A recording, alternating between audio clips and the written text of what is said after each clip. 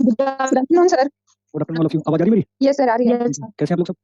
अच्छे हैं सर, आप कैसे हैं? बस बढ़िया ma'am. Good afternoon sir. Good afternoon all of you. देखो, एवोल्यूशन किसे कहते हैं मैंने आपको बता दिया था, जिसमें गुण और विशेषताओं का जो अध्ययन करते हैं, यानी जिसमें क्वालिटी हो और उसकी अच्छाई और बुराई हो, उनको देखते हैं, उसको हम क्या बोलते हैं? मूल्यांकन कहते हैं, यानी एवोल्यूशन कहते हैं। मैंने आपको एवोल्यूशन की प्रोसेस भी बता दी थी। एवोल्यूशन की प्रोसेस को एक बार देख लेते हैं, थोड़ा समझना। देखो, यहाँ पर आपको दो चीज ध्यान में रखनी है। एक तो गुणात्मक हो और दूसरा विशेषताओं की बात हो, और उसके बाद मैंने आपको बताया था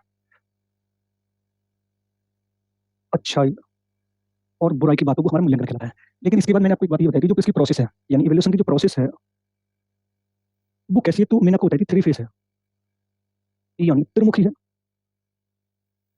अब जो 3 फेज वाली जो ये दी थी, मैंने आपको ये भी बताया था, अगर आपसे ये पूछे ये दी किसने है, तो ये आपको बतानी है बीएस ब्लूम ने दिया। अब 3 फेज वाली दी कौन सी थी, इसको भी थोड़ा एक बार और समझ लेते हैं। ये 3 फेज है, ये ऐसे चलती है हमारी, तो थोड़ा इसको याद भी रखना। पहले होता हमारा टीचिंग एम, यानी शिक्षण उद्देश्य। उसके बाद होता अधिगम अनुभव, जिसको बोलते हैं हम लर्निंग एक्सपीरियंस। और उसके बाद मैंने लास्ट में आपको बताया था व्यवहार परिवर्तन, यानी बिहेवियर चेंज। देखो, मूल्यांकन तभी माना जाएगा तब आपके व्यवहार में कोई ना कोई चेंज आ जाए, जब पहले आपके गुण कौन से थे और वर्तमान में गुण कौन से हैं, उन दोनों में कंपैरिजन करके जो बेस्ट गुण आपको अच्छा लगे उसको अपनाना, उसको बिहेवियर में लाना, वो मूल्यांकन कहलाता है। जहां पर अच्छाई की बात हो, विशेषताओं की बात हो, जहां पर उनके गुणों को दिया जाए, ये वाली क्वालिटी 1 नंबर की है, ये वाली क्वालिटी 2 नंबर की है, ये वाली वस्तु 1 नंबर में रखी जा रही है, ये वाली वस्तु 2 नंबर में रखी जा रही है, जहां पर गुण और विशेषताओं की बात हो, उसको हमने बताया था आपको इवैल्यूएशन। ये मतलब मैं आपको कल भी बता चुका था। अब उसके जस्ट बाद जो मैं आपको पढ़ाने जा रहा हूं वो है हमारा मूल्यांकन के प्रकार, यानी टाइप्स ऑफ इवैल्यूएशन। देखो, सर एक बार स्लाइड बैक कर दो। अब टाइप्स ऑफ इवैल्यूएशन कौन कौन से होते हैं वो तो हमें समझना, क्योंकि वो सबसे ज्यादा इंपॉर्टेंट आपको मिलेंगे। ठीक है, देखो, अब इसमें सबसे पहला हम जो देख रहे हैं वो देख रहे हैं, मैं आपको कल भी बता चुका था, निर्माणात्मक निर्माणात्मक मूल्यांकन, जिसको मैंने आपको इंग्लिश में बताया था फॉर्मेटिव इवैल्यूएशन। उसके बाद दूसरा जो मैंने आपको बताया था, ये बताया था संकलनात्मक। इसका दूसरा नाम होता है योगात्मक मूल्यांकन, और इसको बोलते हैं सुमेटिव इवैल्यूएशन। उसके बाद जो नेक्स्ट हम पढ़ेंगे वो पढ़ेंगे निदानात्मक मूल्यांकन। इसको बोलते हैं डायग्नोस्टिक इवैल्यूएशन। उसके बाद जो नेक्स्ट आएगा वो आएगा उपचारात्मक मूल्यांकन, जिसको बोलते हैं रेमेडियल। सर इससे पहले भी कुछ करवाया है? अभी बता रहे हैं, थोड़ा बहुत एवोल्यूशन के बारे में बता दिया।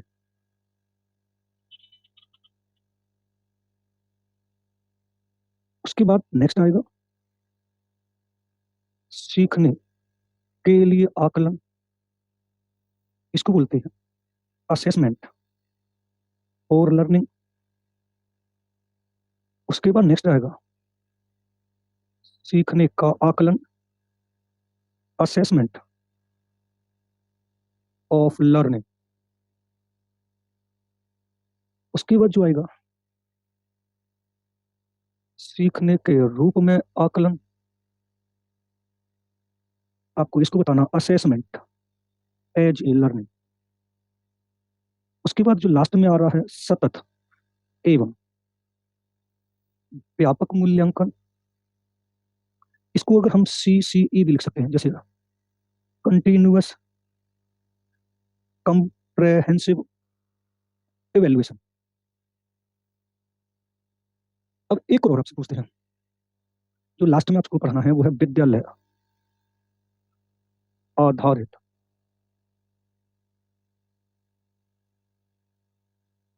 मूल्यांकन, इसको बोलते हैं स्कूल बेस्ड इवैल्यूएशन। देखो, इनमें से कंपलसरी आपको 3 से 4 क्वेश्चन मिलेंगे। फॉर्मेटिव किसे बोलते हैं, समेटिव किसे बोलते हैं, डायग्नोस्टिक किसे बोलते हैं, रेमेडियल किसे बोलते हैं, सीसी किसे बोलते हैं, असेसमेंट एज लर्निंग किसे बोलते हैं, असेसमेंट फॉर लर्निंग किसे बोलते हैं, और असेसमेंट ऑफ लर्निंग किसे बोलते हैं, और सीसी और स्कूल बेस्ड कौन सा होता है। देखो, मैं कोई चीज बताऊं समझना। एक तो ये वाला, एक ये वाला और एक ये वाला, यानी नंबर 1, नंबर 8 और नंबर 9, इन तीनों का जब भी एग्जांपल बनेगा तो एक बनेगा, और इन तीनों में से ऑप्शन में एक ही आएगा।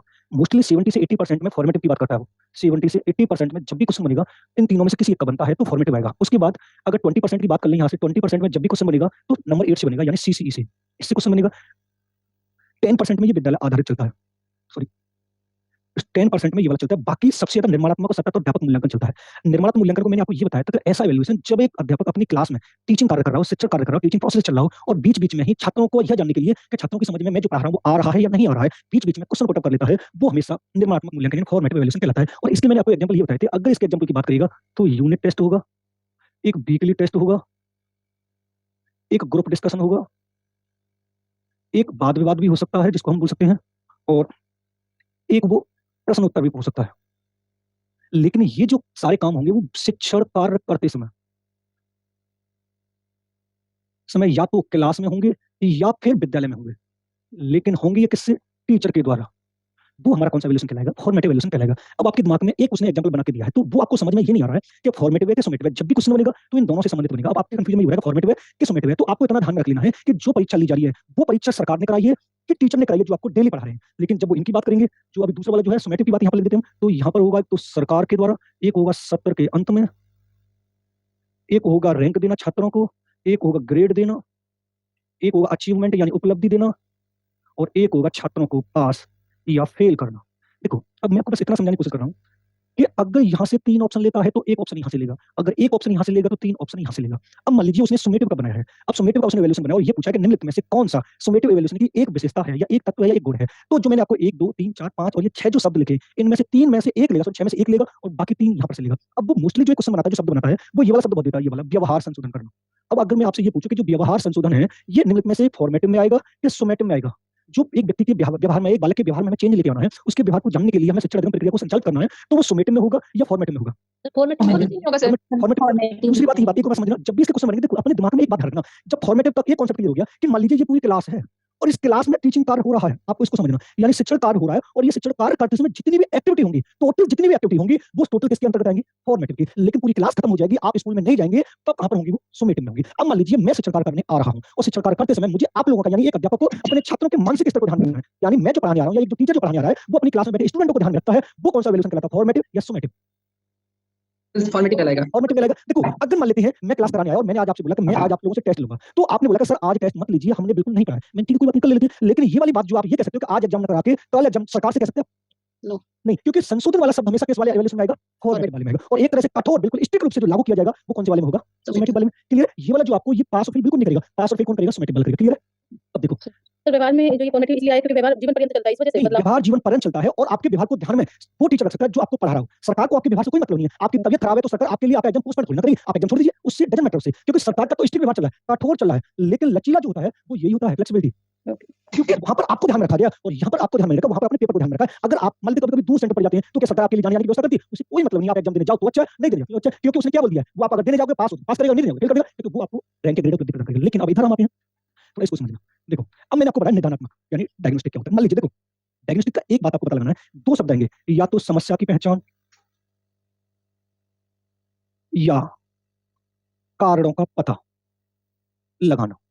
यानी जब भी डायग्नोस्टिक इवैल्यूएशन होगा और एक अध्यापक उसको कर रहा है, उसको करते समय जब उसकी क्लास में ज्यादा अनुशासनहीनता हो रही है या कोई एक छात्र ज्यादा बातचीत कर रहा है या कोई छात्र किसी क्लास में बार-बार फेल हो रहा है, उस फेल होने के कारण को जानने के लिए, उस बात करने के कारण को जानने के लिए, उस समस्या में अनुशासनहीनता उस समस्या का पता लगाने के लिए कौन से मूल्यांकन का प्रयोग करेगा? डायग्नोस्टिक। यानी आपको ध्यान में ये रखना है कि अगर अध्यापक के सामने कोई छात्र कैसी भी समस्या उत्पन्न कर रहा है, कोई भी प्रॉब्लम क्रिएट कर रहा है, तो उस समस्या को क्रिएट किस कारण से कर रहा है, उस कारण को जानने के लिए वो कौन से मूल्यांकन का प्रयोग करेगा? डायग्नोस्टिक। आपको इतना ध्यान में रखना है कि जहां पर हम समस्या की पहचान करें या कारणों का पता लगाएं। अब एग्जांपल के थ्रू समझे, देखो एग्जांपल के थ्रू समझे। अब एक इसको समझ लीजिए, फिर मैं आपको दोनों को समझाऊंगा एग्जांपल के थ्रू। अब उपचारात्मक मूल्यांकन में क्या होता है? देखो, समस्या का पता लगाकर उसको दूर किया जाता है।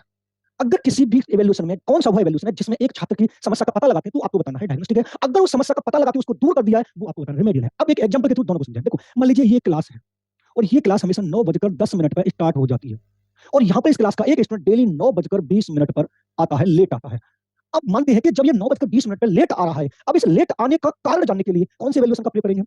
निदानात्मक। यानी अब इसको एक और तरीके से समझते हैं। मान लीजिए एक क्लास ये है, समझ लो, एक क्लास ये है और यहाँ पर ये टीचर पढ़ा रहा है, लेकिन इस क्लास में एक बात छात्र बात कर रहा है, ज्यादा डिस्कस कर रहा है, वो बात किस वजह से कर रहा है, इसको जानने के लिए, हो सकता है मेरा पढ़ाने का तरीका सही हो सकता है वो घर से प्रॉब्लम हो सकता है उसके पास में बैठा फ्रेंड उसको डिस्टर्ब कर रहा है, ये सारी बातें जानने के लिए कि ये छात्र इस क्लास में बात कर क्यों रहा है, इस बात करने का कारण जानने के लिए किसका प्रयोग करेंगे हम? डायग्नोस्टिक। कॉन्सेप्ट क्लियर है? अब मान लेते हैं इस वाले एग्जांपल पर हमारी क्लास 9:10 पे स्टार्ट होती है, छात्र 9:20 पर आता है। इसका कारण जानने के लिए अब हमने उसका कारण जाना कि उसके गांव से जो बस आती है वो 9:15 पे सेंटर पर उतारती है और वो 5 मिनट में सेंटर के अंदर एंट्री कर देता है। तो हमने सोचा कि इसकी बस जो लेट आ रही है इस वजह से ये लेट आ रहा है। अब हमने उसके कारण का पता कौन से वैल्यूएशन के द्वारा लगाया? निदान।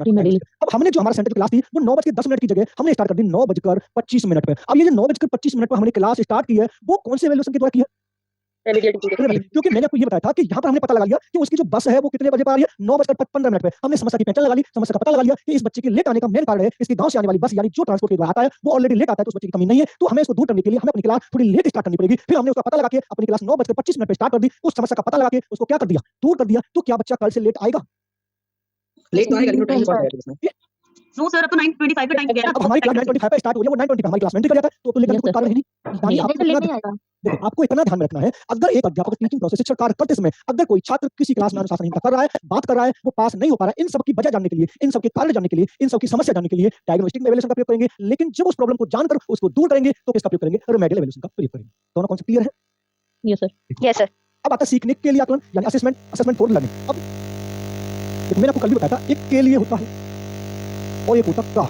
अब के लिए का मतलब ये होता है कि जब हम किसी कार्य को कर रहे हैं और बीच में ही उसको चेक कर लें, यानी कोई भी कार्य करते समय हमें उसको बीच में ही चेक कर लें कि जो हम कार्य कर रहे हैं वो सही कर रहे हैं या गलत कर रहे हैं, वो असेसमेंट फॉर लर्निंग कहलाता है, यानी सीखने के लिए आकलन कहलाता है। लेकिन सीखने का यानी अब जब कोई हम कार्य कर रहे हैं उसके पूर्ण रूप से समाप्त होने के बाद उसको चेक करें, वो हमारा असेसमेंट ऑफ लर्निंग कहलाता है। यानी किसी कार्य के समाप्त होने के बाद उसको पूर्ण रूप से चेक करना, ऑल ओवर रूप से चेक करना, वो असेसमेंट ऑफ लर्निंग कहलाता है। लेकिन किसी कार्य को बीच-बीच में बार-बार हर जगह पे चेक करके चलना असेसमेंट फॉर लर्निंग कहलाता है। अब एग्जांपल के थ्रू समझते हैं। मान लीजिए आप कहीं दूसरी जगह जाना चाहते हैं, आप एक जगह से बैठे हो और डायरेक्ट बिना किसी से पूछे आप उस जगह पे पहुंच गए, वो कौन सा कहलाएगा? Assessment of learning. लेकिन आप बीच-बीच में पूछते हैं, किसी ऑटो वाले से पूछते हैं, किसी शॉप वाले से पूछते हैं, भैया मुझे वहां पर जाना है, मुझे वहां पर जाना है, कहीं मैं गलत रास्ते में तो नहीं जा रहा, वो कौन सा कहलाता है? असेसमेंट फॉर लर्निंग कहलाता है। दोनों कॉन्सेप्ट क्लियर है? अगर मान लीजिए आप खाना बनाते हैं, बीच में खाने को चख लेते हैं, आप चाय बनाते हैं, चाय को बीच में चख लेते हैं, थोड़ी सी निकाल के तो मीठी ज्यादा तो नहीं होगी, कम मीठी तो नहीं होगी, कम पतली है, ज्यादा पतली है, जो कुछ हम बीच में चेक कर ले रहे हैं वो असेसमेंट फॉर लर्निंग कहलाता है। लेकिन आपको पता है कि जो मैंने कार्य किया है वो ऑल ओवर रूप से सही होना है या गलत होना, मैं बाद में देखूंगी, असेसमेंट ऑफ लर्निंग कहलाता है। तो ये टीचर के कांसेप्ट में होता है, तो टीचर चेक करेगा, मतलब एजुकेशन में कैसे रिलेट करेंगे इसको? ये आपके लिए सीख आप रहे हैं, टीचर सीख आप रहे हैं।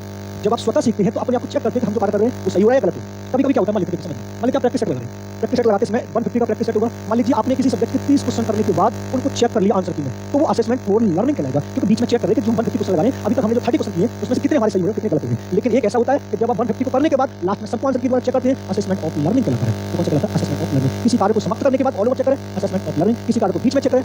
सर ऐसे भी तो हो सकता है, अगर मान लो जैसे आप ही हो, टीचर है, कोई टॉपिक पढ़ा रहा है और वो बीच में ही बच्चे से क्वेश्चन पूछें कि बच्चों को समझ आ रहा है या नहीं आ रहा है, तो मतलब ये भी तो ऐसा सही हुआ ना? देखो अब वो आपने बता दिया।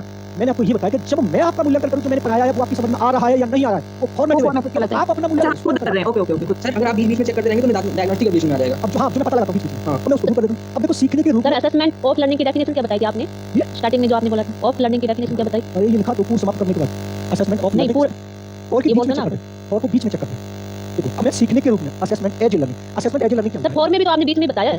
असेसमेंट फॉर लर्निंग भी तो बीच में ही बताया आपने। अभी बीच में ही बता रहा हूँ। ऑफ लर्निंग क्या पूछ रही है सर? ऑफ लर्निंग समाप्त के बाद फॉर्मेटिव असेसमेंट हो जाता है।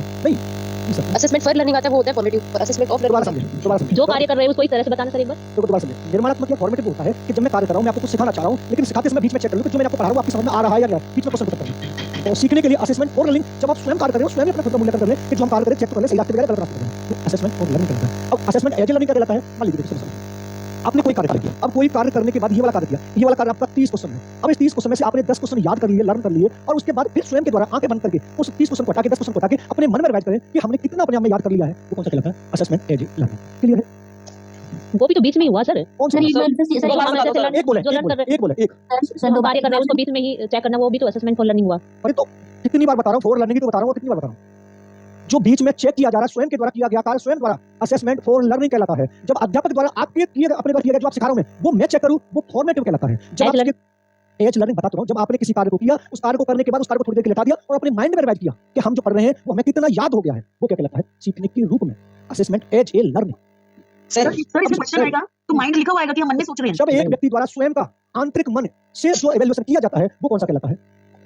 और जब असेसमेंट रिपोर्ट आएगा तो किसी कार्य को करते समय बीच में ही उसकी सफलता का पता लगाता है, बीच में ही चेक करता है, असेसमेंट फॉर लर्निंग कहलाता है। पूछिए। उसमें क्वेश्चन दिया है, सिर्फ बी बीच में छात्रों को पढ़ाते समय चेक करता है। फॉर्मेटिव। और बच्चों के द्वारा दिया गया मतलब बच्चों के द्वारा दी गई जानकारी टीचर को लगता है उसको समझ में नहीं आ रही है, तो कौन सा असेसमेंट होगा? मतलब दोनों क्वेश्चन अलग-अलग है, एक ही में जॉइंट है। फॉर्मेट में। वो भी फॉर्मेटिव होता है। फॉर्मेट में टीचर स्टूडेंट बीच में देखो क्या लिखा है। यहाँ पर शिक्षक कार्य करते हैं, इसमें क्लास विद्यालय टीचर कुछ भी कर सकता है। मैं आपको पढ़ा रहा हूँ, आपको समझ में नहीं आ रहा, फिर दोबारा से पढ़ाऊँ, समझ में नहीं आ रहा, फिर दोबारा से पढ़ाऊँ, समझ में नहीं आ रहा। सर लेकिन उसमें शिक्षक तो चेक कर रहा है बच्चों को, उसमें समझ में आ रहा है कि डायग्नोस कर रहा है, पता लगा रहा है कि नहीं सर, देखो आपने फिर बात बोली गलत है। अगर अध्यापक शिक्षण कार्य करते समय एक छात्र की समस्या का पता लगा रहा है तो डायग्नोस्टिक है। लेकिन आपने ये बात बोली कि वो क्वेश्चन कर रहा है। एक छात्र का कि सभी छात्र का? देखो सुनो, मान लीजिए ये क्लास है, अब इस क्लास में एक छात्र बातें ज्यादा कर रहा है तो उसका पता लगाएगा, या सारी बातें क्लास में बातें सारी क्लास जो बच्चे सारी बात कर रहे हैं तो उनका पता लगाएगा, उनका पता लगाने के लिए इसका करेगा डायग्नोस्टिक का।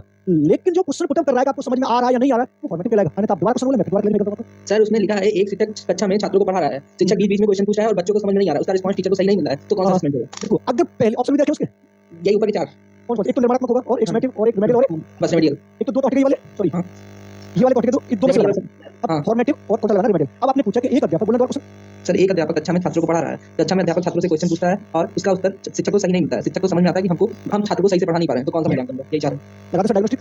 निदानात्मक आएगा। सर असेसमेंट एज लर्निंग नहीं है अभी ओके मैम। सर कैसे देखो अभी जो छात्र मैं आपको पढ़ा रहा हूँ आपको समझ में नहीं आ रहा, अब इसको पता भी तो लगाना है कि मेरे जो द्वारा पढ़ा हुआ मैं आपसे डिस्कस कर रहा हूँ लेकिन आपकी समझ में नहीं आ रहा, प्रॉब्लम कहाँ पर आ रही है पता तो लगाना है। लेकिन अगर वो दूसरी स्टेटमेंट को नहीं देता कि वो समझ में नहीं आ रहा है अध्यापक के द्वारा दी गई प्रतिक्रिया है तो उसका पता लगाने के लिए तो अगर दूसरा वाला स्टेटमेंट नहीं देता तो फिर फॉर्मेटिव बना लेते हैं, उसने दूसरा वाला जोड़ दिया ना। और मैंने आपको पहले बताया था कि पहला वाला और ये वाला सतर ये वाला और ये डायग्नोस्टिक वाला शिक्षक सर उसको समझ नहीं आ रहा तभी निदानात्मक आया है ना। हाँ अगर सेकंड वाला समझ नहीं आ रहा तो बीच में ही डिस्कशन कर रहा है तो फिर सवाल ओके सर आगे चले। लर्निंग का बताना डेफिनेशन एक बार सर अभी एक बोले एज लर्निंग एज लर्निंग में आपको एक बात ये बताइए, जब हम कोई कार्य करते हैं, कार्य करने के बाद स्वयं अपने मन में सोचते हैं कि मुझे कितना याद आ रहा है कितना याद नहीं आ रहा है, तो असेसमेंट एज लर्निंग कहलाता है। Okay sir. देखो सतत और व्यापक मूल्यांकन का नहीं होता, सतत मींस कंटिन्यू निरंतर चलना और व्यापक सर एज लर्निंग में सर मैंने तो ये पढ़ा है कि यदि छात्र एक समय सीमा में कितनी जानकारी प्राप्त करता है उसको जानने के लिए अधिगम का आकलन होता है अभी मैंने क्या बताया था, तो अगर 30 क्वेश्चन आप करें माइंड में। मैंने अभी आपको एक एग्जांपल ये बताया था कि मान लीजिए आपके पास 30 क्वेश्चन है और 30 क्वेश्चन में से आपने 10 क्वेश्चन याद कर लिए तो उस 10 क्वेश्चन को पहले देख लो हमें याद हो रहे हैं या नहीं हो रहे, वो असेसमेंट एज लर्निंग सर खुद नहीं मतलब वो टीचर करवा सकता है। नहीं। अब देखो ऐसे तो ये भी हो सकता है कि मान लीजिए आप स्वयं नहीं कर पाए तो आपके सहपाठी भी करवा सकते हैं, आपके सहपाठी भी तो आपसे पूछ सकते हैं कि मैंने 10 क्वेश्चन लिए कि मुझे 10 क्वेश्चन कुछ भी नहीं याद, ऐसे तो ये भी हो सकता है, टीचर भी हो सकता है। लेकिन आपको ये ध्यान रखना है कि जो आपको एक समय सीमा कभी-कभी समय सीमा से ऊपर भी हो जाता है लेकिन उसने जो याद जितना किया है वो उसका स्वयं चेक कर ले कि मुझे सच में याद हो रहा है या नहीं हो रहा है। इन दोनों में क्या होगा, इन दोनों में कार्य की बात होगी कि कोई कार्य करे तो बीच में कर ले, कोई कार्य समाप्त कर ले।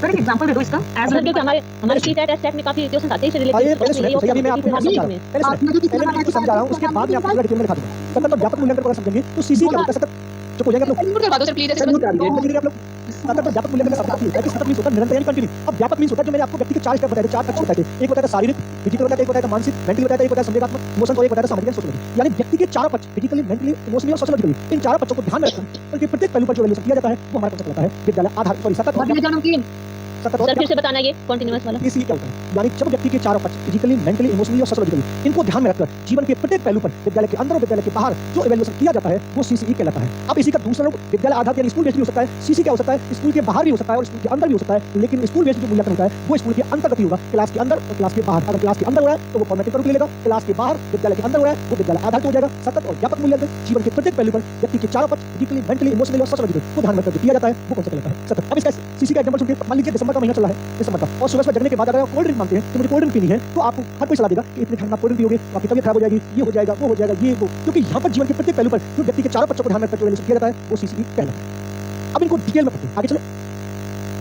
सर ये लास्ट वाला 9 वाले में क्या बताया? विद्यालय आधारित ऐसा मूल्यांकन जो क्लास के बाहर विद्यालय के अंदर अध्यापक द्वारा, प्रिंसिपल द्वारा, सहपाठी द्वारा और एचओडी द्वारा कोई भी आपका मूल्यांकन कर सके। मान लीजिए क्लास चल रही है और क्लास से बाहर आप घूम रहे हैं तो क्या कर सकता है, क्या क्लास को लेकर करें, आप इतने बदतमीज क्यों, आप इतनी अनुशासन करके करें। यानी विद्यालय आधारित वो होगा जो स्कूल कैंपस के अंदर कोई भी आपका इवैल्यूएशन कर सकता है, इवैल्यूएशन आपकी गुण और विशेषताओं की बात होती है।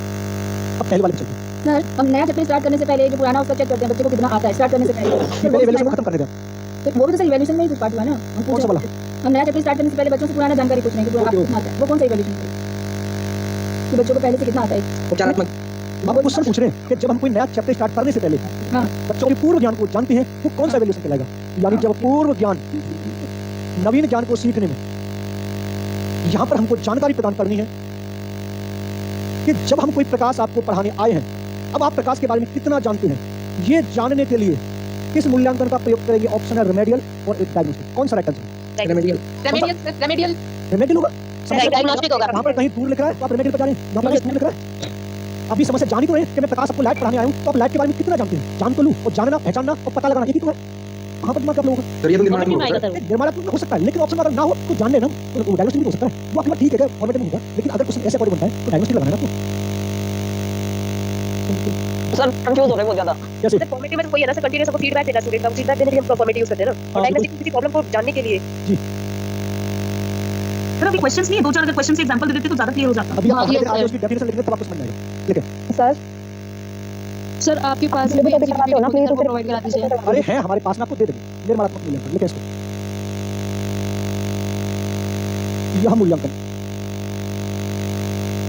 औपचारिक फॉर्मल मूल्यांकन होता है।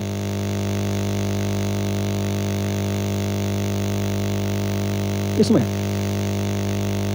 पाठ्यक्रम विकास की प्रक्रिया में रहते हुए उसके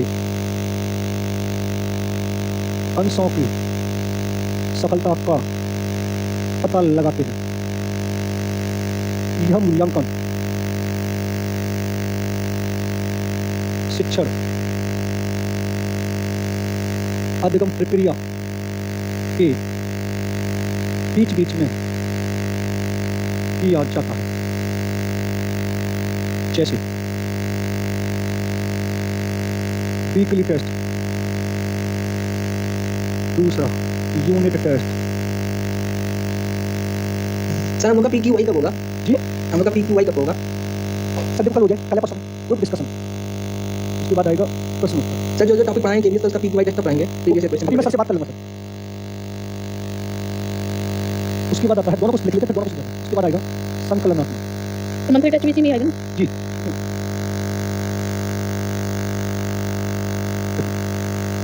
यह मूल्यांकन सरकार द्वारा सत्र के सर निर्माणात्मक मूल्यांकन को इंग्लिश में क्या बोलेंगे? अभी पहले सारे लिखे हुए फॉर्मेटिव सत्र के अंत में किया जाता है, जिसमें छात्रों को रैंक, ग्रेड, उपलब्धि, पास या फेल किया जाता हो। जैसे वार्षिक परीक्षा, सेमेस्टर परीक्षा, असाइनमेंट वर्क। अच्छा, अपने प्रोजेक्ट वर्क का नाम सुना है? Project work Yes, sir. किसमें लिखते हैं? किसमें लिखते हैं? समेटिव में। सर लास्ट में होता है प्रोजेक्ट तो। लिखते हैं समेटिव में सर। सकता है। Yes sir. और हमने आपको प्रोजेक्ट विधि के जनक कौन पढ़ाए थे? दोनों में से कुछ पूछना हो पूछिए। जो सर प्रोजेक्ट तो सर हम क्लास में भी तो बनवाते हैं बीच में। उसके मार्क्स लगते हैं ना सर? जी बस यही समझाने की कोशिश करें, जिसको हमने इधर असाइनमेंट लिख दिया। ठीक है? जो पाठ्यक्रम विकास की प्रक्रिया में रहती होता है, यानी जहाँ पर शिक्षण प्रक्रिया चल रही है, वहाँ पर क्वेश्चन पुटअप हो, वो हमारा फॉर्मेटिव कहलाता है। मैंने आपको वीकली यूनिट ग्रुप डिस्कशन और प्रश्नोत्तर सत्र कहलाता है। इसका दूसरा नाम मैंने आपको सुमेटिव लिखा है। ये वाला जब हमें याद रखना है तो हमें बस इतना याद रखना है, यहाँ पर एक तो सत्र के अंत वाला शब्द याद रखना है। दूसरा, यहाँ पर ग्रेड दिया जा रहा है, रैंक प्रदान की जा रही है, उपलब्धि प्रदान की जा रही है, और पास और फेल किया जा रहा है। जब भी सुमेटिव से क्वेश्चन पुटअप होगा तो 1, 2, 3, 4 और 5 इनसे हटके कोई भी ऑप्शन नहीं बनेगा। ऑप्शन यहाँ पर ये वाले ऑप्शन अगर 3 दिखाई दे रहे हैं और एक अपोजिट है, तो ये पूछेगा कौन सा सुमेटिव का गुण नहीं है। अगर यहाँ से 3 एक दिखाई दे रहा है और 3 अपोजिट दिखाई दे रहे हैं, तो इनमें से कौन सा सुमेटिव का गुण है।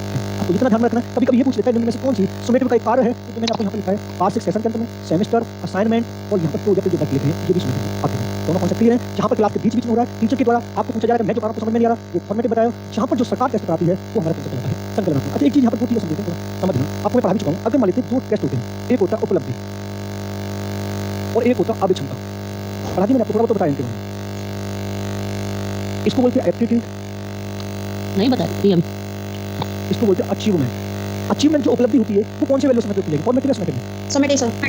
लेकिन एक बात तो ध्यान रखना है, अगर जब हम बीच बीच में कुछ पुटअप करते हैं, बीच बीच में क्लास चल रही होती है, तो किसी बच्चे का मैथ अच्छा होता है, किसी की हिंदी अच्छी होती है, किसी की इंग्लिश अच्छी होती है, किसी की साइंस अच्छी होती है, किसी की साइकोलॉजी अच्छी होती है, किसी की पेडागोजी अच्छी होती है। ये जो अच्छी हमें पता लगती है, वो बीच में यहाँ पर पता लगती है, यहाँ पर एक अनुमान लगाया जाता है। लेकिन जो कन्फर्म हो जाता है, जब हमारा बीच 2 सत्र के अंदर टेस्ट होता है, जो एक अचीवमेंट मिलती है, और वहाँ पर ये बोला जाता है कि मैथ में इसके 100 में से 95 नंबर आए, वो कौन सा टेस्ट कहलाता है? एप्टीट्यूड। यानी किसी विशिष्ट विषय या विशिष्ट क्षेत्र में जो महारत हासिल होती है, जो एक्सीलेंट होता है, जो एक सब्जेक्ट में सबसे ज्यादा एक्सीलेंट होता है, होशियार होता है, वो वाले सब्जेक्ट को, उस वाले पद को एप्टीट्यूड कहा जाता है। और जो ऑल ओवर की बात होती है, वो हमारा अचीवमेंट कहा जाता है। अगर इन दोनों की बात करें तो ये दोनों किसमें प्रयोग किए जाएंगे, तो आपको बताना है सुमेटिव में प्रयोग किए जाएंगे। लेकिन आपको ये भी पूछ सकता है कि एप्टीट्यूड परीक्षण की पहचान करने के लिए, उसकी जांच करने के लिए कौन से परीक्षण का प्रयोग किया जाएगा, तो आपको बताना है उपलब्धि परीक्षण। जब तक हमें किसी छात्र की अचीवमेंट के बारे में पता नहीं चलेगा, जब तक हमें किसी छात्र की उपलब्धि के बारे में पता नहीं चलेगा, तब तक हमें उसकी आवश्यकता को पता ही नहीं लगा सकते। जब तक उसके सारे सब्जेक्टों के मार्क्स हमारे पास नहीं होंगे, तब हम उन सब्जेक्ट के मार्क्स को देखकर ये कह सकते हैं कि जिस सब्जेक्ट में उसके सबसे ज्यादा मार्क्स होते हैं, वो सब्जेक्ट में सबसे ज्यादा होशियार है। उसी के आधार पर उसका एप्टीट्यूड चेक किया जाता है। अच्छा, एक और बात सर जो जो खेल में अच्छा होते हैं और पढ़ाई में अच्छा नहीं होते वो किसमें? अब क्षमता। अब एक चीज बताऊं, इसको आगे चलें, इसमें कुछ पूछना। अब एक चीज बताऊंगा, नॉर्म्स मानक पढ़े आप लोगों ने, मानक नॉर्म्स।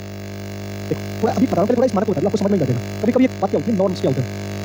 देखो मान लेते हैं एक सर व्यक्ति, फॉर्मेटिव असेसमेंट पूरा खत्म हो गया।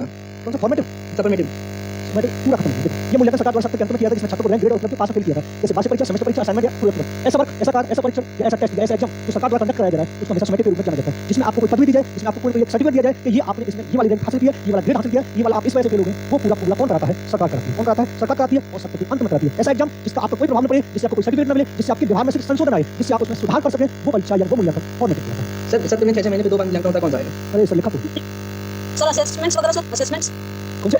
असेसमेंट्स रहते हैं सर, जैसे मल्टीपल असेसमेंट्स वगैरह रहते हैं, ये सब सर इन सत्र में 2 बार मूल्यांकन होता है, 6 महीने में उसको किसमें रखेंगे? और ये सर सेमेस्टर लिखा तो है।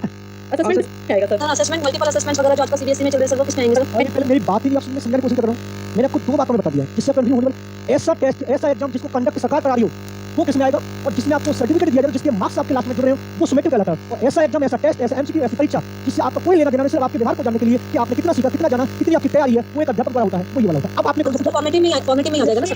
और क्या बताने को, मैंने आपको देखो कंफ्यूजन ना हो, मैंने आपको वो वाली बात बताइए कि ऐसा एग्जाम जिसको सरकार कंडक्ट कराए और जिसके रूप में आपको कुछ ना कुछ मिले कि भैया मुझे सर्टिफिकेट मिला है, मुझे रैंक मिला है, मुझे ग्रेड मिली है, और मुझे मैं तो पास हो गया, ये फेल हो गया, और ये सरकार खराब है, ये सरकार अच्छी है, वो कौन सा कहलाएगा? और जिसमें आपके दिमाग में ये वाली बात आए ना, इस एग्जाम को देने जाऊं या नहीं जाऊं, कोई प्रॉब्लम नहीं है, ठीक है, कोई बात नहीं, हर बार दे लेंगे, हर बार हो रहा है, वो कौन सा कहलाएगा? फॉर्मेटिव। अगर साल में 2 बार हो रहा है, 6 महीने बाद हो रहा है और सरकार द्वारा कराया जा रहा है, वो कौन सा कहलाएगा? जिसको मैंने सेमेस्टर के रूप में लागू कर दिया। और पीछे सर ये फॉर्मेटिव असेसमेंट या फॉर्मेटिव इवैल्यूएशन सरकार द्वारा नहीं कराए जाएंगे? अरे ये क्या लिख रहा है? ये औपचारिक कहाँ होता है विद्यालय द्वारा? और ऐसा मूल्यांकन जो पाठ्यक्रम विकास की प्रक्रिया प्रोसेस चल रही है, खत्म नहीं है, सरकार की पाएगी इसमें टीचर कराएगा, टीचर और बच्चों के बीच में होगा नहीं? जो इंटरेक्शन होगा, कम्युनिकेशन जो भी चल रहा है, फॉर्मेटिव चल रहा है। ओके, एक चीज मैं आपको बता रहा हूं, अभी इसको समझना, नॉर्म्स माना क्या होता है, देखो समझ लो। मान लीजिए हिंदी का पेपर 100 नंबर का हो रहा है और मान लीजिए मैथ का पेपर 100 नंबर का हो रहा है। एक कंडीशन ये हो रही है, समझना, समझाने की कोशिश करो आपको। और दूसरी कंडीशन ये हो रही है कि हिंदी का पेपर 100 नंबर का हुआ है और मैथ का पेपर 100 नंबर का हुआ है। एक स्टूडेंट ये है और एक स्टूडेंट ये है, नॉर्म्स को समझना, आपके दिमाग में पढ़ लिया था। मान लीजिए इस लड़के ने 100 में से 70 नंबर अर्जित किए और इसमें मैथ में से यहाँ पर 70 नंबर किए, यहाँ पर लिखा 50, और इसने मैथ में से 100 में से 90 नंबर अर्जित किए। अब इसने हिंदी में 100 में से इसने 95 अर्जित किए और इसमें मैथ में इसने 100 में से 45 अर्जित किए। अब जब इस वाले व्यक्ति को देखते हो, इस वाले व्यक्ति को देखते हो, तो आपके दिमाग में एक डाउट क्लियर होता है और एक क्वेश्चन पता होता है कि साहब ये हिंदी में तो कमजोर है और ये मैथ में होशियार है, एक्सीलेंट है। अगर इसको देखेंगे तो साहब ये हिंदी में तो होशियार है लेकिन मैथ में कैसा है, कमजोर है। ये वाली बात दिमाग में आएगी या नहीं?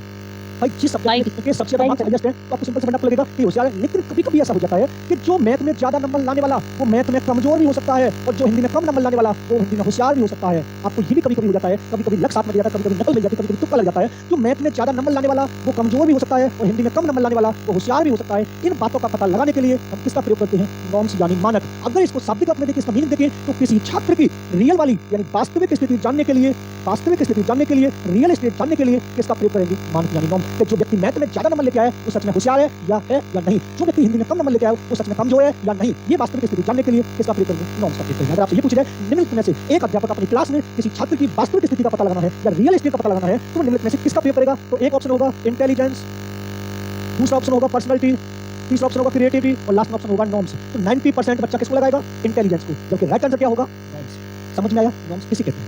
नॉर्म्स इस प्रकार पूछे 4 प्रकार होते हैं। एक होता है आयु यानी एज वाला, एक क्लास वाला, एक स्टैंडर्ड वाला और एक तत्मान वाला होता है। तो आप उसमें आगे चलो थोड़ा समझते हैं। सर ये नॉर्म्स एक बार और बता दीजिए। किसी छात्र की वास्तविक स्थिति जानने के लिए कि जो आपने मार्क्स अर्जित किए वो सच में होशियारी से किया है तो कैसे होगा? अब नेक्स्ट उसके बाद आता है तो सर इसके लिए हम टेस्ट लेंगे ना, कौन सा टेस्ट लेंगे? मानक वाला। बता दो आपको मानक वाले टेस्ट कैसे होते हैं? अभी बताइए, अभी बताइए। Okay sir. अब उसके बाद नेक्स्ट आ गया निदानात्मक मूल्यांकन। सर एक बार एप्टीट्यूड टेस्ट कर बता दीजिएगा कैसे? एप्टीट्यूड टेस्ट वो टेस्ट होता है जो किसी विशिष्ट क्षेत्र में विशेष योग्यता को प्रदर्शित करता है। जैसे कोई अच्छा डांस कर लेता है, कोई अच्छी बैटिंग कर लेता है, कोई अच्छा सॉन्ग गा लेता है, कोई अच्छा मैथमेटिक्स होता है, कोई अच्छा साइंटिस्ट होता है। तो उसके लिए जैसे डांस कंपटीशन रख दिया, सिंगिंग कंपटीशन रख दिया, ड्राइंग कंपटीशन, ऐसा वाला? जी जी।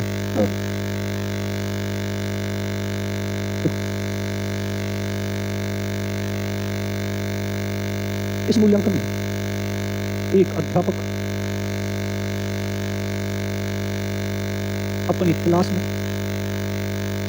या विद्यालय में शिक्षण कार्य करते समय छात्र की समस्या या कारणों का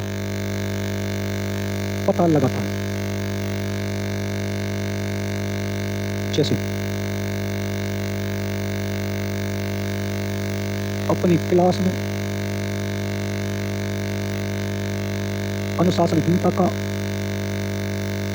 पता लगाना, छात्र के लेट आने के कारण का पता लगाना, किसी छात्र के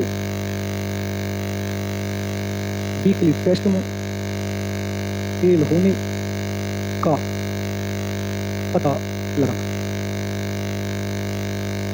दूसरा संबंध उपचारात्मक मूल्यांकन, रेमेडियल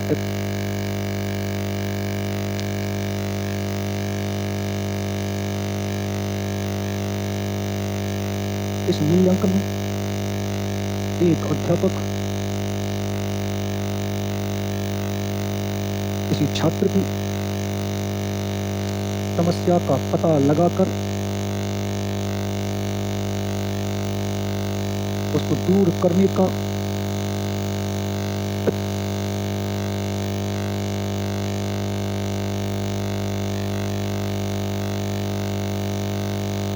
प्रयास करता है। जैसे क्लास में अनुशासनहीनता को दूर करना,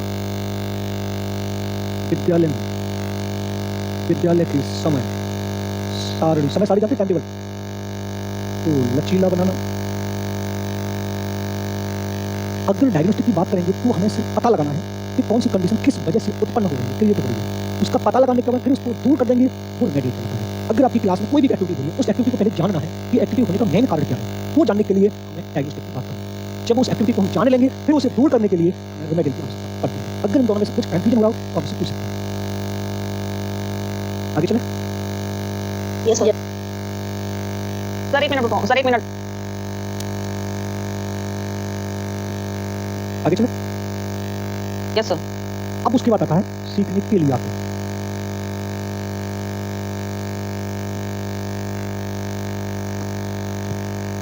यानी असेसमेंट और लर्निंग। देखो यह मूल्यांकन सर इसका गूगल पे तो कुछ और दिया हुआ है, आप कुछ और बता रहे हो, पता नहीं कैसे क्या दिया हुआ? जो सर मैंने बताया था बस। क्या सर करवाओ आप आगे करो। अरे एक तो आप कमी निकाल रहे हैं, ऊपर से करिए कोई बात नहीं। पहले ये बताएगा क्या दिया होगा गूगल? सर नहीं आएगा आपको समझ में, आगे करो। अरे बता दो कंफर्म हो जाएगा क्या। फिर आपने बोला क्यों था? जब आपको ये लग रहा है कि जब आपको समझ में आ रहा है तो मुझे क्यों नहीं आएगा, बताना क्या है? सही सर, वही टीचर के द्वारा वो करना, आकलन करना। कौन से ऑप्शन कौन सा आ रहा है? क्या सर? ऑप्शन कौन सा आ रहा है? ये सर जिसमें आप ये बता रहे हो ना असेसमेंट के लिए आकलन, तो इसमें टीचर के द्वारा समय पर आकलन करना। जैसे बताएं, ये सब दिया हुआ। जैसे बताएं। सर यह पता लगाने के लिए कि पर्सन पूछने का प्रयोग किया जाता है, ये सब दिया पता हुआ है। लगाने के लिए असेसमेंट फॉर लर्निंग बता गूगल पे। हाँ जी, ये तो अब मत देखो। समझना चाहिए कि उसे क्या सीखने की उम्मीद की जा रही है, ये सब। देखो अब समझना, आपको तब समझ में आएगा जो आप कह रहे हैं वो ये देखो मैं लिख रहा हूँ। यह मूल्यांकन जब एक व्यक्ति किसी कार्य को करते समय बीच में ही उसको चेक यानी जांच करता है कि वह कार्य सही हो रहा है या गलत। जैसे पढ़ें तब समझ में आए, तब आप अपने क्वेश्चन का आंसर पूछना। जैसे एक बावर्ची, जानते हैं आप लोग? एक बावर्ची यस सर, खाना बनाने वाला। खाना पकाते समय खाने को बीच में ही चखता है। अब आपके सामने समस्या ये थी कि खाना कैसे बनाया जाए। आपकी मम्मी ने बोल दिया कि आज आपको शाम का खाना बनाना है, मैं किसी फंक्शन में जा रही हूँ, लेट आऊँ। अब आपके सामने ये समस्या थी।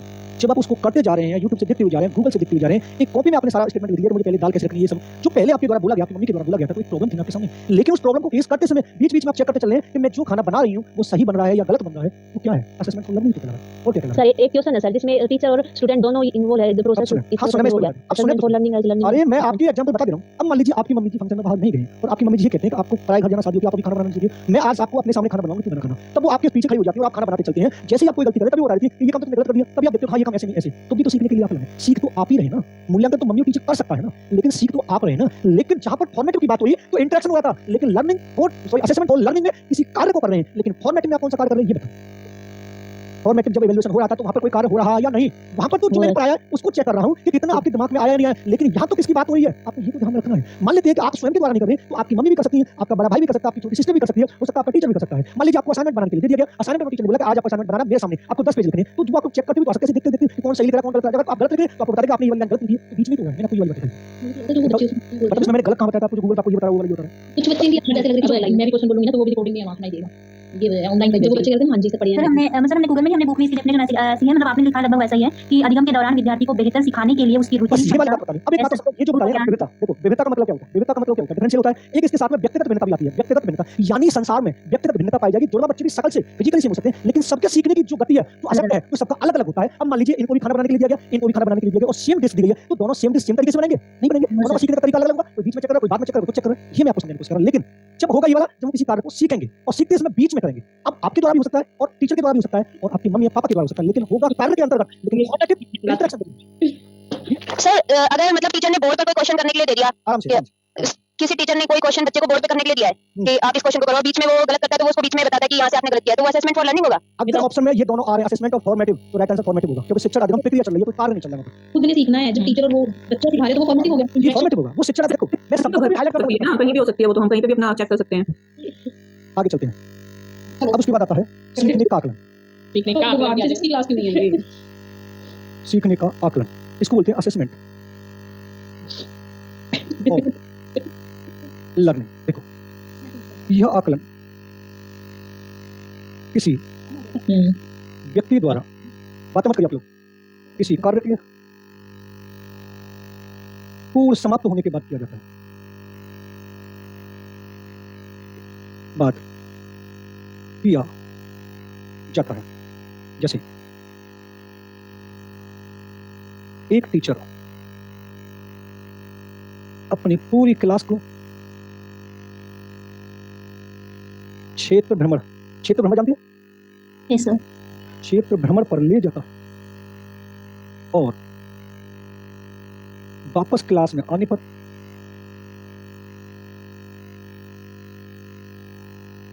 उस क्षेत्र भ्रमण के बारे में चर्चा करता है। मैंने आपको ये वाली बात बताई थी कि जब असेसमेंट ऑफ लर्निंग की बात होगी तो किसी कार्य को पूर्ण रूप से समाप्त करने के बाद जो भी आकलन होगा वो असेसमेंट ऑफ लर्निंग होगा। अब मैंने इसका एग्जांपल दिया कि जब एक अध्यापक यानी एक अध्यापिका अपनी पूरी क्लास को कहां पर लेके जा रही है, क्षेत्र भ्रमण पर लेके जा रही है और क्षेत्र भ्रमण खत्म हो जाता है, फिर वापस क्लास में आने के बाद उस क्षेत्र भ्रमण के बारे में चर्चा कर रही है, तो वो कौन सा कहलाएगा? असेसमेंट ऑफ लर्निंग कहलाएगा। यानी अगर मान लेते हैं हम आपको आईआईटी दिल्ली घुमाने ले जाते हैं, आईआईटी दिल्ली पूरा आपने घूम लिया, घूमने के बाद फिर वापस हम दूसरी क्लास में मिलते हैं, फिर उस आईआईटी दिल्ली के बारे में डिस्कस करते हैं कि आपने आईआईटी दिल्ली में क्या क्या देखा, क्या क्या समझ में आया, यानी जो आपको सीखना वहां आईआईटी दिल्ली में था वो पूरी तरह समाप्त होने के बाद उस पर डिस्कस होगा, वो कौन सा कहलाएगा? सीखने का असेसमेंट ऑफ लर्निंग कहलाएगा। लेकिन अगर आईआईटी दिल्ली में जाकर हम भ्रमण कर रहे हैं, घूम रहे हैं और बीच बीच में हम अपने टीचरों से पूछ रहे हैं कि ये काम कैसे होगा, ये काम कैसे होगा, सर इसका मतलब क्या है, इसका मतलब क्या है, वो हमारा क्या कहलाएगा? असेसमेंट ऑफ लर्निंग कहलाएगा। क्योंकि बीच में ही चेक कर रहे हैं, हमें समझ में नहीं आ रहा कि सर इसका मतलब क्या है, सर ये किस लिए बनाया गया, सर ये वाली किसके लिए है, बीच में ही वो कौन सा असेसमेंट ऑफ लर्निंग है। लेकिन पूरा भ्रमण पूरी तरह खत्म हो गई, खत्म होने के बाद फिर क्लास में वापस उसके बारे में चर्चा करें, वो असेसमेंट ऑफ लर्निंग कहलाता है। आगे चलें। Yes sir. अब आता है सीखने की रूप में आकलन।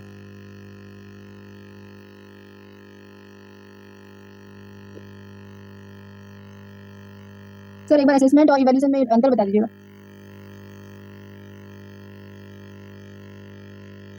देखा, जब एक छात्र या व्यक्ति द्वारा किसी एक निश्चित समय में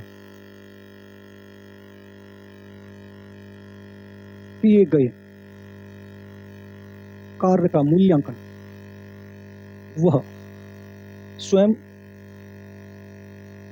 सहपाठी के द्वारा कराया जाता है। जैसे मंथन करना, मंथन जानते हैं? No sir. मौन करना, चुपचाप चिंतन को बोलते हैं, जिसको हम मौन भी बोलते हैं। साइलेंट जो रहकर हम अपने आप की चिंतन तर्क शक्ति को बढ़ाते हैं उसको मंथन बोला जाता है। लेकिन कभी कभी कोई बिल्कुल चुपचाप बिल्कुल रह के पड़ता है। मौन वाचन जानते हैं? मौन, यस सर। Silent reading. जो साइलेंस स्पीच बोल सकते हैं, आप जानते हो। मौन वाचन वो वाचन होता है जिसमें सबसे फास्ट तरीके से अध्ययन स्टडी की जाती है। गहन अध्ययन डीपली जब हम कोई स्टडी करते हैं या कभी फास्ट तरीके से जो स्टडी करते हैं तो वो साइलेंट रूप में की जाती है, यानी मौन वाचन में की जाती है। और जब सीखने के रूप में आकलन क्या होता है कि जब हमने कोई निश्चित समय में कोई भी ज्ञान अर्जित किया है, फिर उसे अपने आप में यह जानने के लिए कि हमने जो आज 10 मिनट में पढ़ा है उसको जान तो लेकर हमें कितना याद आ रहा है, कितना याद नहीं आ रहा है, या तो हम अपने किसी सहपाठी से बोल देंगे कि मैंने अभी 10 क्वेश्चन याद किए तो मैं इनको पूछ लूं तो मैं बता दूंगा, या फिर मैं अपने माइंड में जो 10 क्वेश्चन है उनको याद करने के बाद उनको साइड में हटा दूंगा, फिर माइंड को रीड करूंगा कि जो मुझे मैंने पढ़ा है वो याद आ रहा है या नहीं आ रहा है, वो कौन सा कहलाएगा? सीखने के रूप में आकलन कहलाएगा। सर इस एग्जांपल में पोर्टफोलियो भी आएगा ना? वो रिकॉर्ड होता है, वो रिकॉर्ड होता है। देखो, एक होता है पोर्टफोलियो, समझना, और एक होता है स्केल फोल्डिंग, और एक होता है चेक लिस्ट, एक होता है रेटिंग स्केल। ये अपने अलग होते हैं, लेकिन ये चलते शिक्षण अधिगम प्रक्रिया में है जो एक अध्यापक द्वारा किसी छात्र के लिए प्रयोग किए जाते हैं। अगर चाहो तो मैं इनको एक लाइन में बता सकता हूं या फिर मैं बाद में बताता हूं, पहले इवैल्यूएशन को खत्म कर लेता हूं। हमने कहीं पढ़े थे तो इसके एग्जांपल में अधिगम के रूप में आकलन में पोर्टफोलियो का। मैडम जी, अभी मैंने क्या बोला है? शिक्षण अधिगम प्रक्रिया में प्रयोग किए जाते हैं। और क्या बोला मैंने? आपको एक शब्द अगर रट गया उसका दूसरा कोई शब्द आ गया तो कंफ्यूजन हो जाते हैं। शिक्षण अधिगम प्रक्रिया का मतलब है सीखना। जब से आपकी क्लास में एंट्री हुई तब तक आपकी क्लास चल रही है, उस टाइम तक ये जो सारे मैंने पॉइंट लिखे हैं वो प्रत्येक परिस्थिति और कंडीशन के अकॉर्डिंग किया है। आप समझे थोड़ा। मैंने आपको पहला बताया था पोर्टफोलियो। पोर्टफोलियो क्या होता है? मान लीजिए पोर्टफोलियो होता है एक रिकॉर्ड के रूप में। अब मान लीजिए आपने थर्ड क्लास पास आउट करी है, जब आप फोर्थ क्लास में जाएंगे तो थर्ड क्लास में आपने शैक्षिक रिकॉर्ड कितने मार्क्स अर्जित किए, किस विषय में आपने क्या क्या सीखा है, कौन से कार्यक्रम में आपने पार्टिसिपेट किया है, कितनी अटेंडेंस रही है।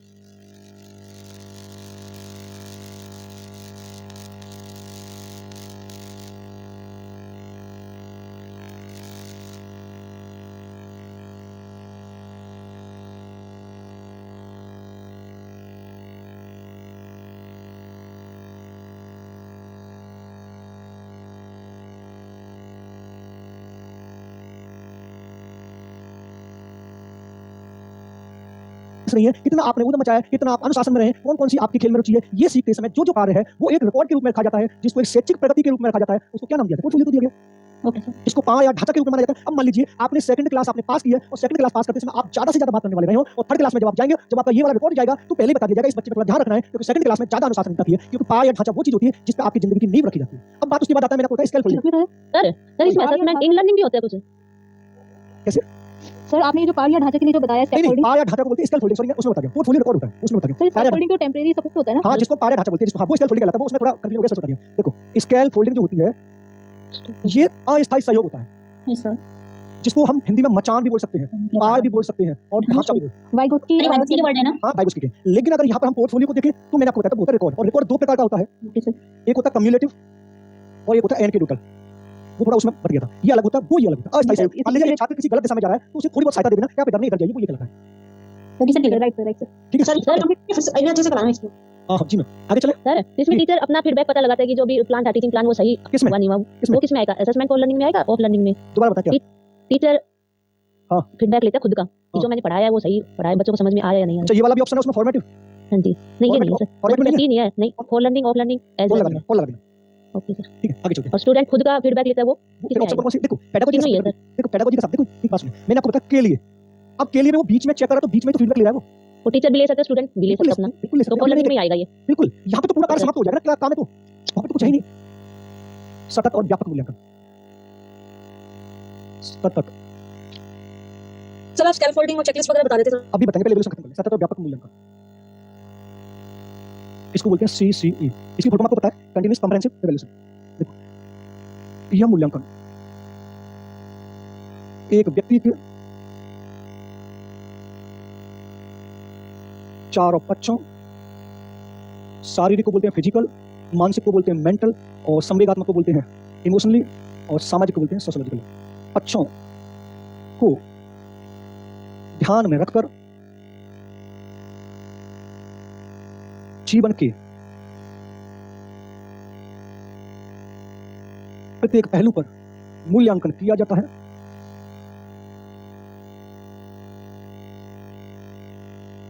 सतत और व्यापक मूल्यांकन कहते हैं। अगर इसके जैसे की बात करें तो एक बालक का सर्वांगीण विकास करना, सर्वांगीण विकास का होता है जो होता है पूरा, क्या बोलते हैं सर्वांगीण को?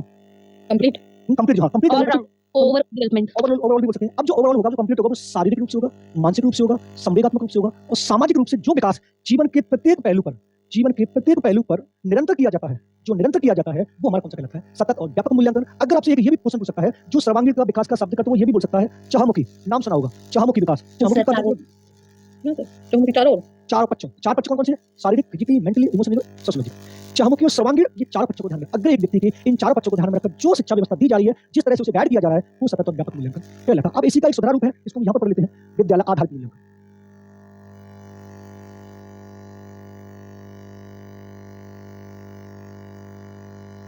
सर जी। सर आपने इसमें जैसे में लिखा है एक बालक का सर्वांगीण विकास करना या उसके सर्वांगीण विकास की जांच करना। विकास करना, जांच करना, व्यवस्था करना, उसको सहयोग देना। जब तक ये वाला काम नहीं होगा तब तक उसका ये सतत व्यापक मूल्यांकन नहीं होगा। तो ये तो सर हम चेक कर रहे हैं ना, वो तो इवैल्यूएशन है। जब उसका सर्वांगीण विकास हो चुका होगा पहले, उसी को तो चेक करेंगे वहां पर, उसमें आपको सहयोग कर देंगे, अगर गलती होगी तो उसको सही करके फिर आगे बढ़ा देंगे। विद्यालय सर्वांगीण विकास का मूल्यांकन सर ये कंप्लीट लाइन हो जाएगी इसमें। अभी रुकें, यह मूल्यांकन अभी बता रहा हूं। एक अध्यापक, प्रधानाचार्य,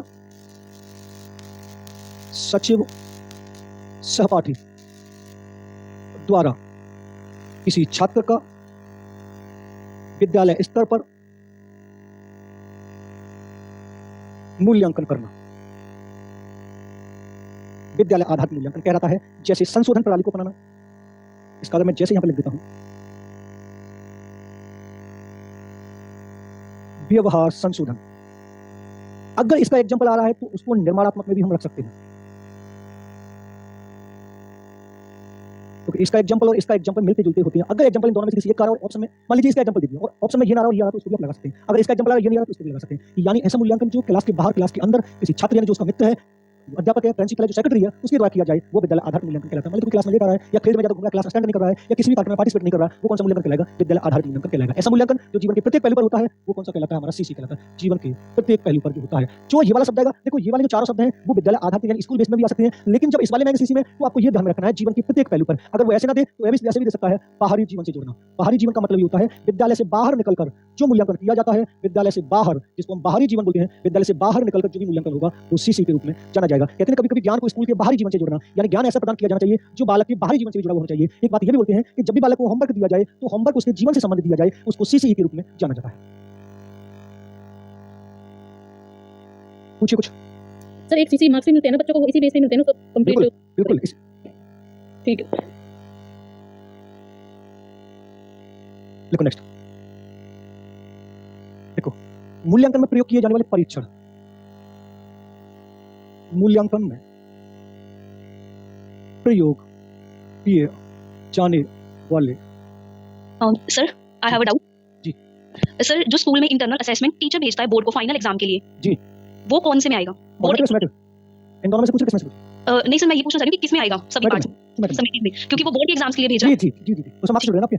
हाँ जी सर मार्क्स जुड़ रहे हैं वो फाइनल में। बिल्कुल बिल्कुल, और सरकार ने टॉपिक डिसाइड किया कि इन टॉपिक पे आपको असाइनमेंट बना के लेके आना है प्रिंसिपल। हाँ जी सर 4 पार्ट्स में डिवाइड किया कि इनके सब अलग मार्क्स भेजो। बिल्कुल बिल्कुल बिल्कुल, इसमें हम अपनी तरफ से नहीं लगा सकते और ना टीचर लगा सकता कि आप इस वाले टॉपिक बना लीजिए। तो सिलेबस में पहले मेंशन कर रखा होता है उसने कि इन टॉपिक पे आपको एक असाइनमेंट बनाना है जिसकी मार्क्स जो भी वैल्यू होती है वो 20 नंबर की दशमलव जो उन्होंने डिसाइड किया, वो वाली आपको नहीं। हाँ जी सर बट उसको असेस तो टीचर कर रहा है। नहीं, आप टीचर का कर रहे हैं, वो तो एक चेक ही तो कर रहा है, चेक अगर वो तो अस्थायी सहयोग दे रहा है, चेक तो वो करेंगे ना। नहीं सर स्कूल में ही 20 मार्क्स में से जैसे 18 लगा के भेज देते हैं। देखो ये जो वाइवा है ना, जो ये वाइवा, देखो सुनो, इसको वाइवा के रूप में जानते हैं, मैं आपको समझाऊं। इसमें क्या होता है कि जो आप ये कह रहे हैं कि जो टीचर जो है वो मान लेते हैं कि 20 नंबर का है तो वो 18 नंबर लगा के भेज देगा, आप ये तो कहना चाह रहे हैं? Yes sir. और ये 18 नंबर हमारे फाइनल मार्क्स में जोड़ते भी हैं। Yes sir. लेकिन क्या होता है कि इसको जो इंटरनल मार्क्स है इसको एक वाइवा के रूप में जाना जाता है। जब आपसे प्रैक्टिकल फीस जो ली जाती है, वाइवा जो फीस ली जाती है, उसमें वो एग्जाम में ये बोल सकते हैं कि आप ऐसा करो बच्चों के आप खुद चेक कर लीजिए, देख लीजिए, जो मार्क्स हमको दे देंगे हम उनको आपको चला के इंटरनल को उस फाइनल में दे देंगे। लेकिन आपने देखा होगा जब फाइनल वाइवा भी होता है जो 4 सेमेस्टर वाला, उसमें एग्जाम भी आते हैं तो 3rd सेमेस्टर के भी आपके मार्क्स होते हैं और 4th सेमेस्टर में जो वाइवा लेके आए थे वो भी आपके देखे जाते हैं। वहां पर वो आने के इच्छुक नहीं होते हैं, लेकिन वो 18 मार्क्स रख रहे हैं, वो उनकी राजी रख रहे हैं। उन्होंने बोल दिया कि आप अपने हिसाब से जो अच्छे स्टूडेंट है यहां पर भी पार्सिटी हो जाती है, जिनके टीचर फेवरेट होते हैं उनको ज्यादा देते हैं, लेकिन कहने पर इनकी होती है जो एग्जामिनर होते हैं, जो सरकार होते हैं, जो यूनिवर्सिटी होती है, उनके अकॉर्डिंग मार्क्स ले जाते हैं, अपने हिसाब से ले सकते हैं। ये भी बात होती है कि मान लीजिए 20 नंबर का प्रैक्टिकल है और आप 20 में से 20 भेज दीजिए तो अदर कॉलेज वाले अदर प्रोफेसर भी एग्जाम उठा सकते हैं ऑब्जेक्शन कि इतना क्या इंटेलिजेंट स्टूडेंट है। तो जब भी सर 12th में तो ये हो गया जैसे कि एक्सटर्नल आ रहे हैं, बट अगर हम अपनी 10th की बात करें तो 10th क्लास में इंटरनली टीचर नहीं लगाने हैं। देखो मैं आपको फिर वही वाली बात समझाने की कोशिश कर रहा हूं। अब मान लो 10th में क्या हो गया, मुझे ये बता दीजिए यूपी बोर्ड में अभी बता रहा हूं आपको। यूपी बोर्ड में क्या होता है कि जो 100 नंबर का पेपर होता है उसमें से 30 नंबर टीचर यानी कॉलेज वाले देते हैं। हाँ जी और ये 70 नंबर जो कॉपी चेक होती है, जो बोर्ड लिखा जाता है, जो पेपर लिखते हैं वो वाला होता है। लेकिन ये जो 30 नंबर है ये भी सिलेबस में उसने मेंशन कर रखे हैं ना हाँ जी सर कि ये वाले टॉपिक होता है। अगर टीचर ये सिलेबस हटा के अपने हिसाब से ले तो फॉर्मेट हो जाएगा, लेकिन जब उसने अकॉर्डिंग वो कर रखा है तो वो हो सकता है। Okay sir. सर एक्चुअली इसमें थोड़ा सा ये डाउट है कि जैसे जो सीबीएसई का पैटर्न चलता है पीरियोडिक 1 2 3 टेस्ट चलते हैं, they are that are the part of formative जैसे हो गया, उसमें सर और भी चीजें ऐड होती है जैसे मल्टीपल असेसमेंट हो गया, पोर्टफोलियो मार्क्स हो गए, सब्जेक्ट एनरिचमेंट मार्क्स हो गए। सर ये सब तो स्कूल में टीचर ही करवा के और फिर इसकी एंट्री जो है स्कूल लेवल पर जैसे 6 to 9 का रिजल्ट तो स्कूल लेवल पर रहता है और 10th का 12th का रिजल्ट बोर्ड लेवल पर रहता है। तो सर किसमें रहेगा सर असेसमेंट किसमें रहेंगे? जैसे अभी आपने ये बताया कि 6 to 9 वाला जो 6 to 8 वाला जो है पोर्टफोलियो जो बीच में क्वेश्चन पुट हुए हैं और जो बीच में जो भी पार्टिसिपेट हुए हैं, जो भी टेस्ट हो रहे हैं, उनके मार्क्स जुड़ते हैं या नहीं? सर वो जुड़ते हैं लेकिन स्कूल ही रिजल्ट डिक्लेयर करेगा ना लास्ट में। तो अभी सुने मैं आपकी बात बता रहा हूं। अब सुने उसके बाद देखें कि जो प्रोफेसर होते हैं आपने देखा होगा, मान लीजिए इस वाले कॉलेज का प्रोफेसर इस वाले कॉलेज में बाइबल लेने चले जाता है और इस वाले कॉलेज का प्रोफेसर इस वाले में बाइबल लेने चले जाता है। भाई कहीं ना कहीं तो आपको कोई ना कोई तो भेजेगा ही भेजेगा। अब सरकार कुछ काम ऐसे डिसाइड कर देती है जो कॉलेज स्तर पर होते हैं। देखो हमारा जो प्रशासन है वो 3 से 4 भागों पर बटा हुआ है, national level, state level, district level और ब्लॉक लेवल और ग्रामीण क्षेत्र पर। लेकिन सबसे बड़ी जो बात होती है ग्रामीण क्षेत्र से लेकर कहां तक जाती है, नेशनल लेवल की बात करते हैं। जो आपने ये देखा होगा जो ग्राम विद्यालय होते हैं उनसे तो समस्या होती है। ऐसे यहाँ पर जो फाइनल मार्क्स होते हैं तो कुछ कॉलेज वाले भी दे सकते हैं, कुछ जो बाहर से तो वो भी दे सकते हैं, लेकिन अकॉर्डिंग टू सिलेबस के दिए जाएंगे तभी तो अकेला मेंशन होंगे। कुछ परीक्षा समेत इसमें जो भी फॉर्मेटिव की जो भी एक्टिविटीज होती हैं सब्जेक्ट एनरिचमेंट की या फिर जो मल्टीपल एसेसमेंट वो सब स्कूल टीचर ही खाली डिसाइड करता है, वही देता है सर। तो वो फॉर्मेटिव में आएगा ना सर? सर 10th क्लास ये आप जो बता रहे हो अभी आपने प्रोजेक्ट का नाम सुना, मैंने आपको प्रोजेक्ट बताया भी। जो प्रोजेक्ट होता है ये भी तो टीचर ही कराता है। लेकिन मैं आपको सिर्फ इतना बताना चाह रहा हूं जहां पर प्रोजेक्ट आपने समय भी लास्ट में बताया, लेकिन जैसे सीबीएसई के अकॉर्डिंग 2 बार प्रोजेक्ट का मल्टीपल असेसमेंट लेते हैं तो उसमें 2 बार भी प्रोजेक्ट बनाते हैं ना सर। को बनाता तो टीचर ही है ना सब।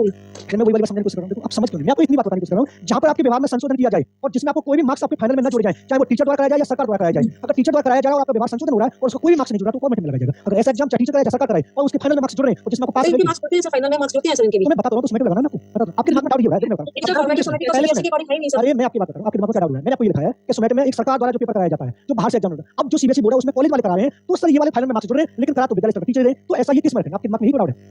Yes sir. हां उसको आप सोमेट में रखना, जब उसके मार्क्स जुड़ रहे हैं और उससे आपको रैंक ग्रेड उपलब्ध दी जाएगी सोमेट में रखना। Okay sir. बस आपके दिमाग में डाउट। अब लिखते मूल्यांकन में किए जाने वाली परीक्षा। देखो सबसे पहले हम बात करेंगे प्रक्षेपी परीक्षण। अब प्रक्षेपी परीक्षण में कौन-कौन से आते हैं? एक तो आता है आईबीटी, नाम पढ़े होंगे आपने। एक आता है टीएटी, एक आता है सीएटी, एक आता है डब्ल्यूएटी और एक आता है एमएमपीआई और एक आता है एसएटी। आप लोगों ने इन परीक्षाओं का नाम पढ़ा है? टीएटी, आईबीटी ये जो होते हैं ये प्रोजेक्टिव होते हैं। अभी मैं बता दे रहा हूँ, प्रोजेक्टिव टेस्ट होते हैं और ये जो सारे प्रयोग किए जाते हैं ये हमेशा पर्सनैलिटी यानी व्यक्तित्व के लिए किए जाते हैं। इसको बोलते हैं इंक, बिलॉट टेस्ट। इसके जनक पूछे तो आपको बताना है हार्मन रोसा। अगर इसकी फुल फॉर्म पूछे तो आपको बताना थैमेटिक एपरसेप्शन। ये क्या है? प्रक्षेपी क्या होता है सर? प्रक्षेपी परीक्षण प्रोजेक्टिव अभी बता दूंगा। एपरसेप्शन टेस्ट इसके जनक पूछे तो आपको बताने मॉर्गन और मुरे। सीएटी की full form children apperception test. इसके जनक है बेलक, लियोपोल्ड बेलक। इसको बोलते हैं बर्ड एसोसिएशन टेस्ट। इसके जनक है गाल्टन और जुंग। गाल्टन का नाम सुना, जुंग का नाम सुना आप लोगों ने? एमएमपीआई में आपको बता ही चुका हूं। मिनेसोटा मल्टी बेसिक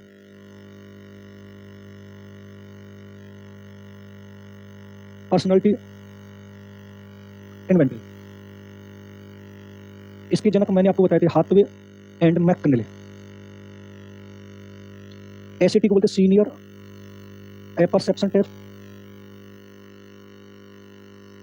इसके जनक आपसे पूछे तो आपको बताने बेलक। सर प्लीज एक बार एमएमपीटी की रिपीट करना। Minnesota multi basic personality inventory. देखो जब एक व्यक्ति के व्यवहार का अध्ययन करना, यानी जब ये व्यक्ति सर एक मिनट बताना सर, एक मिनट ब्रेक। सही एप्रिसिएशन है कि सर एपरसेप्शन एपरसेप्शन एडब्ल्यूपीईआर इन्वेंटरी इन्वेंटरी हाथ में और क्या है? McKinley McKinley. तो आगे क्या लिखा है सर आपने? इन्वेंटरी के बाद हाथवे हाथ थ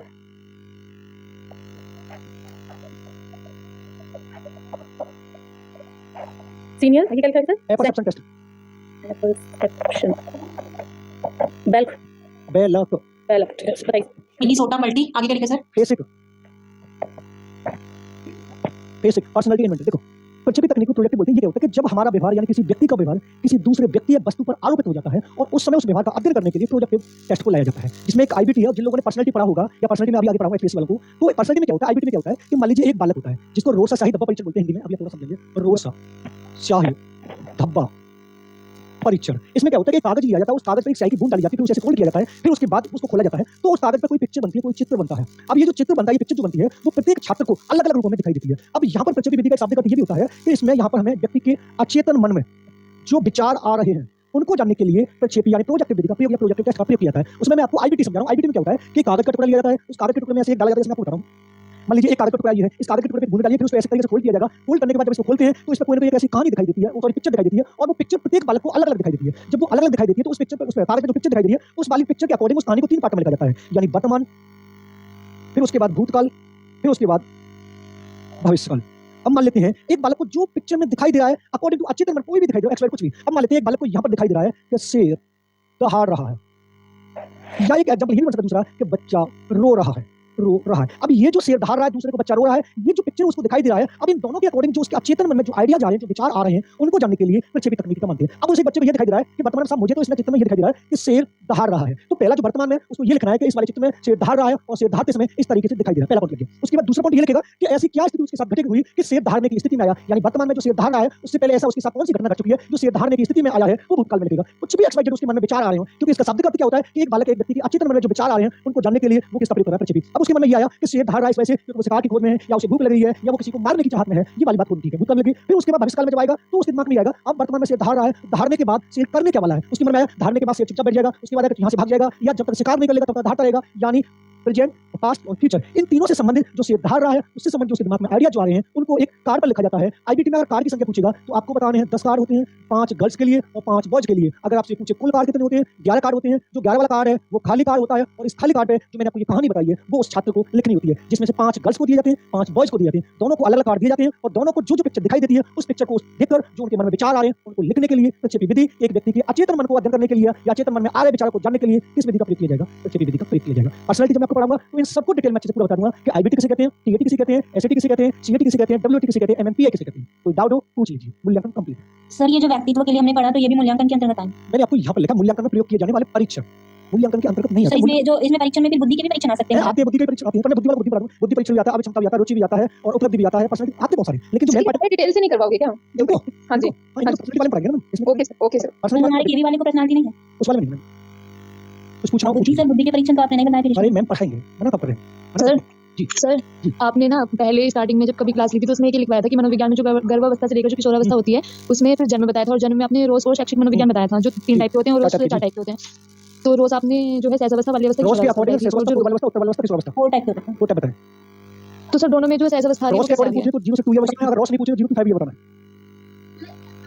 ना तो एक बार मैं और उसको पूरा एक टाइम लेके उसको क्लियर कर दूंगा परिस्थिति। ठीक है सर ये मुझे एक बार समझ नहीं और आया, बताना, मतलब ये ठीक है ठीक है ओके। टाइम बताओ। टाइम हो गया सर, टाइम हो गया। सर जो शस्त्रास्त्र की एज है 0 से 2 तो सर आजकल सबको बोलते जनरल 0 से 2 को ही मानने लगे। अरे मानने वाली बात हमें जनरल वाली, हमें मनोविज्ञान पढ़ने साइंस वो साइंस पढ़ने। रोज पूछे तब लगाना है, बाकी टाइम 0.5 लगाना है। 0.5 लगाना। मैंने आपको 2 तरीके से बताया, रोज के अकॉर्डिंग पूछे 0 से 2 बस। अगर शैक्षिक मनोविज्ञान की दृष्टि से पूछे तो 0.5 भी लगाना। ओके नेक्स्ट क्लास में। Okay thank you.